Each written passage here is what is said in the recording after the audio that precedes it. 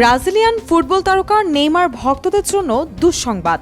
বিশ্বকাপে ব্রাজিল সমর্থকদের অপেক্ষা আরও দীর্ঘ হচ্ছে। চোটের কারণে এখনো পুরোপুরি ফিট নন নেইমার, ফলে গ্রুপ পর্বে তার মাঠে নামার সম্ভাবনা প্রায় নেই বলেই জানাচ্ছে একাধিক রিপোর্ট। ব্রাজিল শিবিরের লক্ষ্য এখন তাকে নকআউট পর্বের জন্য শতভাগ ফিট করে তোলা। ESPN ও AS এর বরাতে জানা গেছে, নেইমার এখনো দলের সঙ্গে পূর্ণ অনুশীলনে ফিরতে পারেননি।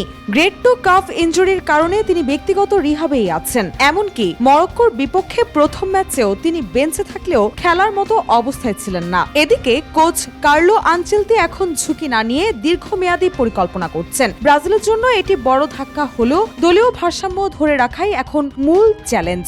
নকআউটের আগে নেইমারের ফিটনেসই এখন সবচেয়ে বড় প্রশ্ন, আর ব্রাজিলের স্বপ্ন সেই উত্তর ঘিরেই। রুশা সুর, দেশকাল নিউজ।